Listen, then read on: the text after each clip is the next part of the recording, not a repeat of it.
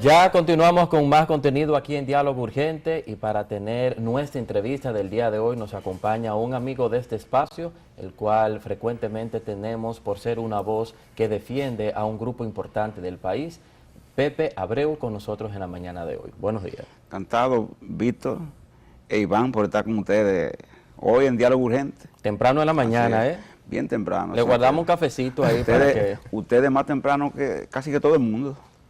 6 de la mañana temprano. Bien temprano. Sí, así es. Don Pepe, nosotros ya estamos acostumbrados a escucharlo a usted como una voz autorizada de la parte laboral del país. ¿Cuál es la posición del Consejo sobre lo que ha sucedido ahora con el aumento salarial de los senadores, en un momento donde se está luchando porque todo el sector empresarial tenga un aumento, aunque sea mínimo, pero que tenga un aumento? Vemos que ellos hacen un aumento de unas cantidades exorbitantes que en total son sumas millonarias. Uno sabe que cuando eso se produjo, fue un impacto tal que muchos de nosotros como que no lo creíamos. Creíamos que era como una especie de rumor. Sabe que aquí circulan muchos rumores.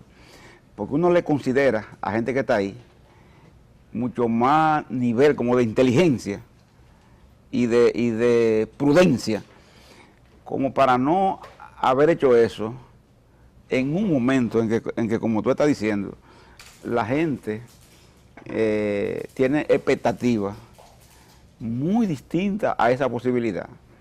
Tiene expectativas de que se ajusten, se resuelve el tema de la policía en esos niveles de sueldo, de los militares, de los empleados públicos que no tienen capacidad de presión, porque ustedes ven que los médicos, ¿verdad?, las enfermeras, los maestros tienen capacidad para presionar y negocian con el Estado. Eso es insurrección. Pero hay una burocracia de Estado donde están las recesionistas, los asesoristas, las secretarias, de cierto nivel, ¿verdad?, interno de los ministerios, que no tienen esa posibilidad.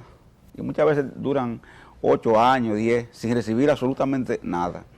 Entonces, en un momento así, un Senado recién electo, aunque haya reelecciones de la mayoría, su primera medida prácticamente importante es autoaumentarse, o sea, legislar para sí mismo, es crear en la gente la duda sobre el verdadero sentido de asumir una representación como la que asume un senador.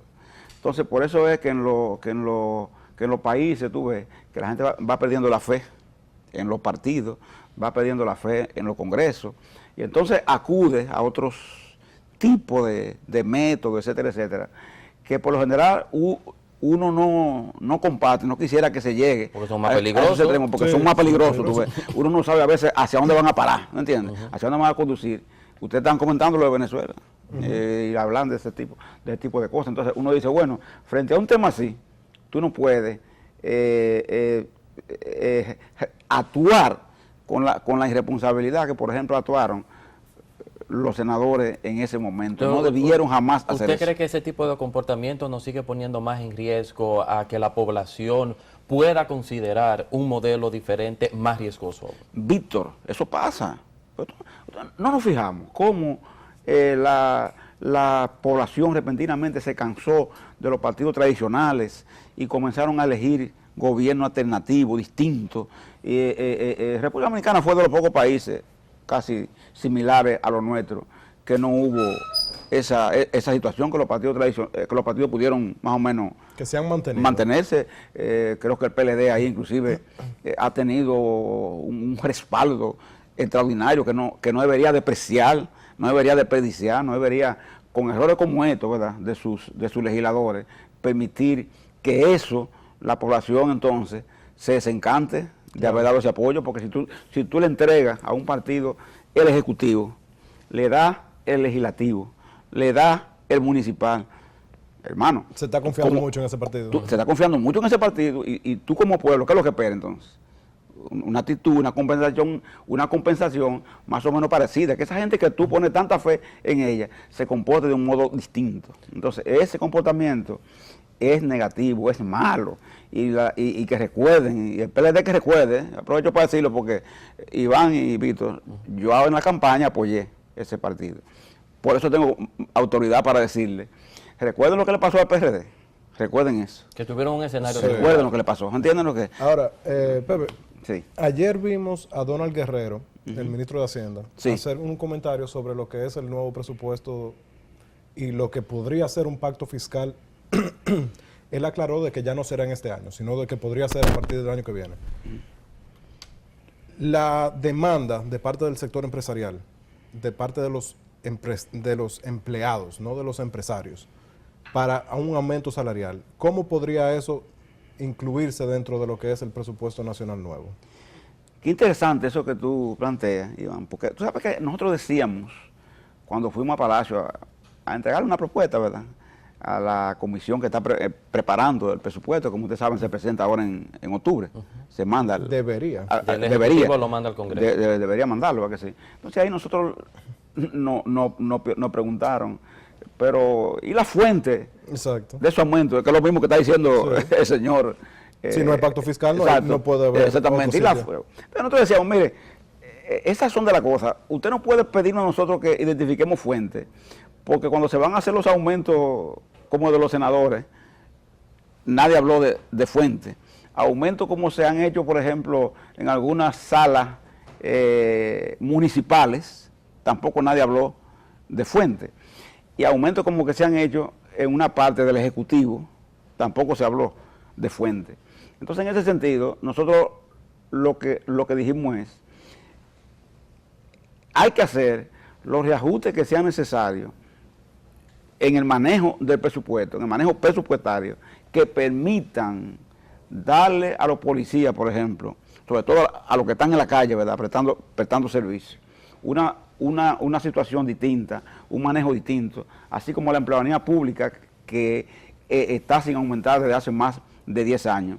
Y para eso, si hay que hacer modificaciones internas en el presupuesto, ustedes como ejecutivo, el Poder Legislativo, tienen la posibilidad de hacerlo. Entonces, en ese orden nosotros lo que decimos es, así como no hubo que identificar fuentes para producir ese aumento que se hicieron los senadores, que tampoco se pida fuente para terminar de completar el aumento de los servidores públicos. El año próximo, como dice, tendrá que haber una discusión sobre el tema del pacto fiscal. Usted sabe que la Estrategia Nacional de Desarrollo manda el tema ese de pacto fiscal. Claro, lo manda desde una visión muy distinta, por ejemplo, a como nuestros empresarios lo ven quieren, y lo han visto siempre, ¿entienden lo que? Porque aquí lo que se habla es de cómo hacer una política fiscal que permita una fiscalidad pegada, por supuesto, al desarrollo. Y para hacer eso, no puede ser sobre la base que se ha hecho aquí siempre, que es cargarle al consumo, ¿entiendes? En definitiva, el tema de los impuestos. Bueno, ahí con esa parte de las negociaciones del salario, las conversaciones que ustedes, la anterior vez que usted nos acompañó aquí en el programa, nos contaba de que el diálogo con el Ministerio de Trabajo y el Comité de Salario estaba relativamente roto. Tenemos un ministro nuevo, hay un ministro nuevo de Trabajo. ¿Ha mejorado esa relación en estas pocas semanas que llevan esos cambios? ¿Cómo está esa conversación de ustedes, de la parte sindical y el gobierno para la mejoría de su gente? El ministro es un ministro regresa a un puesto que él ocupó antes, recuérdense que fue primero ministro, ¿verdad?, de PLD en esa área. Y nosotros esperamos que arranque de manera definitiva. Nosotros tenemos ahora una prueba de fuego para el ministro, porque próximamente, lo doy como una primicia aquí, nosotros vamos a presentar lo que se llama la propuesta de revisión adelantada de la tarifa 2-2015 sobre el salario mínimo. Ustedes saben, General. General. Mínimo. Sí, pero la ley de salario mínimo. Mínimo general, sí, exactamente. Que abarcaría el tema de la gran empresa, la pequeña, la mediana, guardianes privados, trabajo de campo, sector turístico, sector zona franca y las áreas de construcción. Entonces, esa tarifa, eso va a presentarse porque ya las tarifas tienen un año.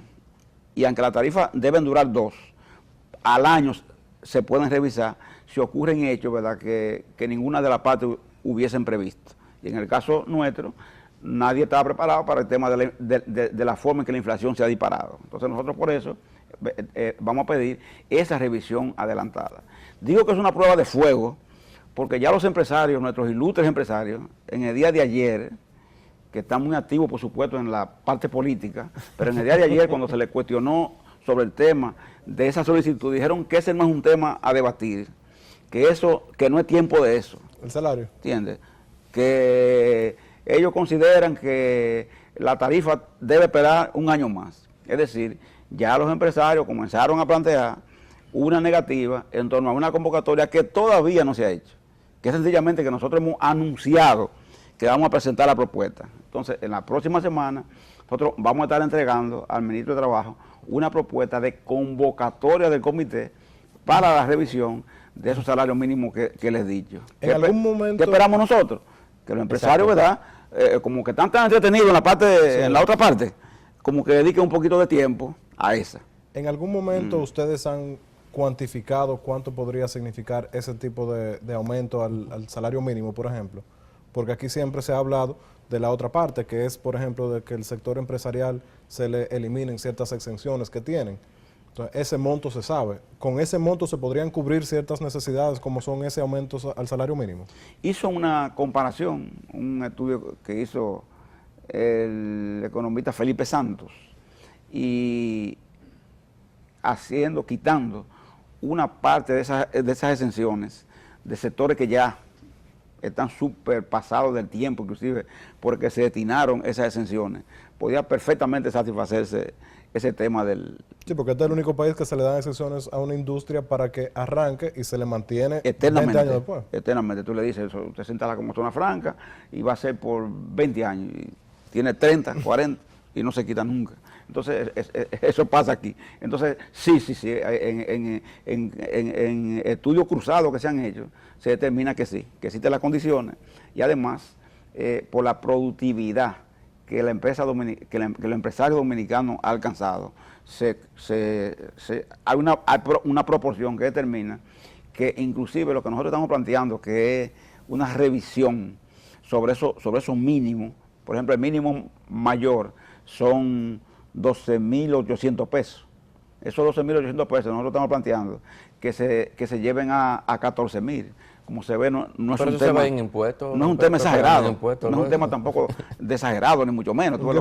Es algo que más o menos es compensatorio, diríamos nosotros, de lo que pasó con el peaje o de lo que pasó con los pasajes, etcétera, etcétera. Pero no es que tampoco es una, ¿cómo se llama? Algo que persigue destruir las empresas. ¿Entienden lo que? ¿Por qué? Porque nosotros, como conocemos el terreno donde pisamos, sabemos que no podemos presentar propuestas que se extralimiten, ni mucho menos. Y en esa propuesta que ustedes están haciendo, don Pepe, por lo que comenta, es un proceso que recién están abriendo, que van a abrir y van a convocar. Y en esa proyección o ese cronograma de trabajo, si va en los tiempos ideales y en los tiempos que ustedes han proyectado, ¿para cuándo entienden que pudiera estar materializándose el mismo? Bueno, ¿es algo que va a tomar que unos meses, un año, 2 años? El presupuesto se tiene que enviar ahora en octubre del Ejecutivo al Legislativo y aprobarse para el próximo año. ¿Cuándo? ¿Cuándo la gente podrá tener ese...? Caso del sector público, ¿verdad? Exacto. Se espera el tema presupuesto y cómo las cámaras actuarán. Los diferentes sectores que están en la Cámara van a actuar, ¿verdad? En ese escenario. Ese es un escenario que se puede resolver rápidamente, dependería mucho de cuál sea la actitud, la voluntad política que haya de los diferentes actores, ¿verdad?, que están en ese Congreso. Sector privado es diferente porque ahí depende de la actitud proactiva que desempeñe el ministerio, es decir, sea capaz de convocar a los sectores, comenzar la discusión, hacer que nos sentemos y que entonces hagamos un esfuerzo. Eso suena lejos, don Pepe. Para ver. Eso suena lejos, eso suena un proceso bastante largo. O sea, mi gente, sigan con su proyección, con el salario que tienen ahora, porque bueno, como que... conociéndolo, tú dices, se ve lejos, ¿verdad? Conociéndolo. Como no, pero usted nada más detallando el paso, yo digo, llegó el verano del 17. Implica presentarlo ahora, estamos diciendo, para... La pretensión nuestra es que en enero ya, por ejemplo, lo menos, estemos cerrando, en el caso del sector privado. Porque lo conocemos y sabemos que aún acudir ellos al comité va a ser un proceso. Acudir al comité nada más. Porque de ahora ellos están declarando... Convencerlos de que vayan. Sí. Ellos están declarando desde ahora que esa convocatoria adelantada no procede, desde ahora. Entonces, va a haber que demostrarle que procede. Convocarlo. Y después Que entonces, asistan, convencer. exactamente, y demostrarle que eso es legal, que es así. Porque son la gente más legalista para lo que les conviene, como ustedes saben. Pepe, para aclarar una duda, Deberá ser interesante aquí invitar a don Pepe y a la gente del sector privado a un careo. Vamos a hacer. a que se vean de cara. Muy bueno sería. Para aclarar Quizá una aquí duda vienen, quizá en aquí la que vienen. me incluyo. No han querido ir a ningún programa. ¿Cuál es el rol Llama a Rafael del Paso, Consejo dentro de lo que está sucediendo en el sector médico? Que están haciendo su aumento salarial, pero eso también es, digamos, que un sindicato. ¿Eso entra dentro del rol del Consejo también? La parte nuestra está limitada a enfermería, porque los médicos no tienen afiliación sindical, pero sí las enfermeras. Entonces las enfermeras, como usted sabe, están de acuerdo con el acuerdo. Ellas fueron las primeras Sí, que sí, salieron sí. de... Anunciaron, tuvieron que romper inclusive Sí. con el colegio, salir y pactar directamente entonces con el gobierno, porque las enfermeras consideraron que solo el tema de la jubilación para ellas Era fue suficiente. un tema importante, porque su lucha tradicional, como ustedes saben, era por conseguir que se les jubilara con el salario, con el último salario. Y sobre todo que hubiese unificación salarial para fines de jubilación entre las que tienen dobles funciones, Sí. seguro social, salud pública, y también lo consiguieron. Entonces, para la enfermera, eso es un triunfo. Y el reajuste que se hizo en el caso de ella también. Por eso salieron y se despegaron del tema Comité Nacional de Salario. Por eso hoy, del tema médico, por eso hoy los médicos están prácticamente en esa negociación solos. No tienen al lado ningún otro gremio. Y comenzaron con 14. Pero todos los otros fueron decantándose de esa negociación porque fueron complacidos en sus peticiones. En el futuro inmediato, usted hace un momento detallaba un proceso, que es un proceso que va a tomar un tiempo, pero que es necesario iniciar esa abogacía, esa incidencia con los sectores y de temas que son de interés. Pero nos comentaba hace un momento fuera del aire que recientemente acaban de depositar una propuesta en el Poder Ejecutivo para lo que es el presupuesto de Del 2017. del 2017. Si nos comenta un poco de qué trata esa propuesta. Nosotros la presentamos basado en que ¿Pero de qué es la propuesta? tiene que ver con el sueldo, con los sueldos de la empleomanía pública que no tiene capacidad de presión, de movilización, que está a la espera de que se muevan sus sueldos desde hace aproximadamente 10 años, 12 años, y su sueldo no se ha movido. Ahí están los policías, están los militares, está la burocracia operativa de los diferentes ministerios. Esa gente que no tiene la capacidad de salir a la calle, están los pensionados y los jubilados, que como ustedes saben, sus pensiones son de 5.117 pesos. Y hay que ver lo que significa eso para un pensionado. Una gente que necesita medicina, que necesita alimentación. Que tiene sus necesidades. Tiene necesidades grandes, ¿verdad? Entonces, esa pensioncita prácticamente No le cubre nada. No le da absolutamente para nada. Entonces, nosotros en esa propuesta llevamos la visión de que, por ejemplo, en el Estado no haya pensiones menores a 10.000 pesos. No haya pensiones menores a 10.000 pesos. En la actualidad tenemos pensiones menores de 10.000 De pesos. 5.117. Que no haya en el sector público sueldos menores a 10.000 pesos también, porque actualmente hay 22% del empleado público que ganan 5.117 pesos también. Que ni es la canasta básica. Pero Empleado eso activo, mismo yo iba a preguntar, ¿entiendes? ¿cómo Sí. puede ser que el salario mínimo establecido por el gobierno, por un gobierno, el que sea, sea menos que la canasta básica que el mismo gobierno está diciendo que es lo que cuesta? O sea, nunca he entendido la lógica detrás de eso. Y que el Banco Central te lo dice, te dice claro. Te inflación dice, y mire, todo lo demás. el Banco Central te dice, mire, hay 5 quintiles y el quintil 5, el quintil 1, que es el más pobre, su canasta son 13.500 pesos. 13.000. 13.500 pesos. Entonces, tú en el Estado vas a pagar 5.000 por un lado y va a tener un 78% de los empleados ganando menos de 15.000. es decir, ganándote entre 10, 12, que no te llegan a los 13.000 que la canasta plantea. Bueno, pero es que ahí en que entran entonces los subsidios, el clientelismo político y el tema de que te doy la tarjeta de solidaridad, que te doy el bono gas, que te doy el bono luz, y eso te puede ayudar, pero también eso te mantiene más conectado conmigo como partido. Es una estrategia de clientelismo una cosa, político. Víctor, cuando yo vi al presidente hablando en la cumbre de ONU, ayer, me pareció interesante lo que él dijo sobre el tema de la pobreza y lo que tú estás diciendo ahora, porque nosotros siempre hemos dicho, la pobreza no es solo parte del que está desempleado, por ejemplo. No. El que recibe ese subsidio que tú dices, ese subsidio porque está desempleado, no tiene ingresos. El trabajador que recibe, por ejemplo, un tipo de sueldo como el que recibe esa cantidad de empleados públicos que hay en esas condiciones, también es pobre. O sea, también es pobre porque no cubre. Bueno, pero eso no, la eso no sería pobreza. Eso es empobrecer a un pueblo. Una cosa es pobreza y otra cosa es empobrecer a un pueblo. Peor todavía. Porque es mucho peor, porque es una estrategia para mantenerte ahí. Tú lo estás empobreciendo. Es decir, tú lo tienes en una condición de postración en que esa persona no alcanza entre los 5 quintiles, el quintil más bajo. No lo alcanza a nivel, por ejemplo, de lo que es la capacidad de compra que tiene. Eso explica muchas veces lo que la gente dice en la calle. No hay circulante, y el dinero ¿dónde está? ¿Cuánto? Hace falta circulante. Pero se debe a que si tus trabajadores, público y privado, tienen poco dinero en las manos, lógicamente el trabajador es el que más gasta, porque como no tiene capacidad de ahorro, ¿qué es lo que hace con lo que recibe? Lo consume, ¿tú entiendes? En alimentos, en medicina, en pagar la cuenta que tiene el colmado que le fía de la exactamente, esquina. en eso lo consume. Entonces, si ese trabajador está a la espera de años y no recibe nada, eso se tiene que reflejar necesariamente en la economía, y eso es así. Y entonces, ¿cómo nosotros podemos ver que se equipare un poco?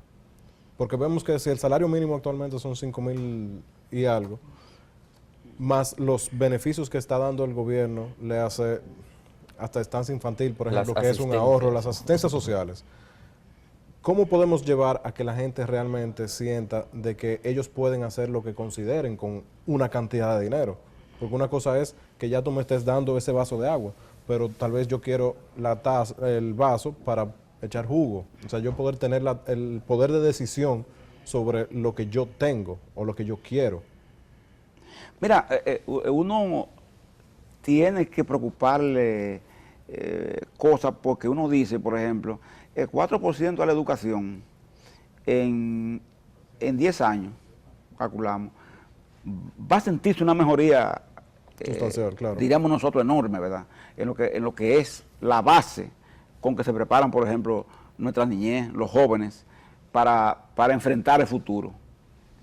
Ahora, si no se prevé, paralelo a eso, que esos jóvenes encuentren entonces respuesta en un mercado laboral que sea capaz de reconocer que esa preparación que esos jóvenes han logrado, ellos van a poder entonces encaminar por un sendero en el que tengan la posibilidad de lo que ustedes están diciendo, de recibir, por ejemplo, por el esfuerzo que han hecho, por el gasto que ha hecho el Estado en ellos, que se ha hecho en ellos, unos sueldos que le den para vivir con dignidad.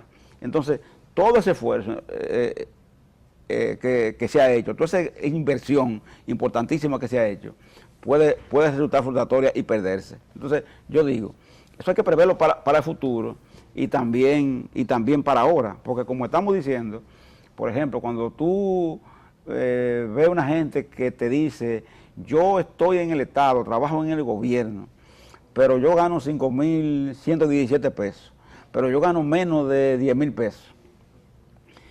Esa displicencia entonces que tú ves en ese empleado, esa falta de entrega, por ejemplo, a las funciones que se ponen en sus manos, aunque esa función sea pequeña, lógicamente impacta en el resultado. Y tú vas a tener entonces un Estado, un gobierno totalmente deficiente. ¿Por qué? Porque esa persona no siente estímulo. ¿Qué es lo que piensa? Dice, bueno, ¿cuál es mi destino aquí? Tengo un trabajo. Yo como quiera, ¿verdad? Sobrevivir. Que sí, sobrevivir, ¿verdad? Yo como quiera no tengo beneficio, en definitiva. No voy a acumular derecho por una pensión importante. No puedo pagar una casa, no puedo sacar una. O sea, ¿qué puedo hacer? Entonces, se limita, como ustedes dicen, ¿verdad? Como a subsistir en ese caso. Sobrevivir. Ya para ir terminando esta entrevista, de acuerdo a la propuesta que sometieron, que tiene que ver con ese salario mínimo, el tema de pensión, ¿entienden qué pulso, qué termómetro tienen ustedes? ¿Puede prosperar esa propuesta sometida o hay que hacer un trabajo de incidencia ahí abajo para que entre ahora en el presupuesto? ¿Cómo cree usted que va a ser acogida por el Ejecutivo? ¿O comienza ahora el proceso de negociación? No, por ahí sí es verdad que ya entonces los pobres... Esperamos del Ejecutivo un comportamiento que se compadezca con sus palabras, ¿verdad? Con lo que ha dicho. Ustedes saben que ha dicho mucho que con 10,000 pesos no se vive, que hay que resolver, etcétera, etcétera. Esperamos una respuesta categórica. Por otro lado, don Pepe le puede decir, pero no hay dinero. Siempre termina diciendo eso. Y esperamos de los empresarios, como decía, ¿verdad?, que hagan una pausa en la situación política y se adentren a que discutamos el tema que le compete a ellos, que es el tema del salario en el sector privado. Bueno, don Pepe, definitivamente creo que el sector empresarial debe hacerle caso. Sin la fuerza laboral no tienen nada. Deben darse cuenta de eso. Ojalá que el gobierno pueda cumplir con los requisitos para poder incluir su propuesta dentro de lo que es el presupuesto nacional del 17.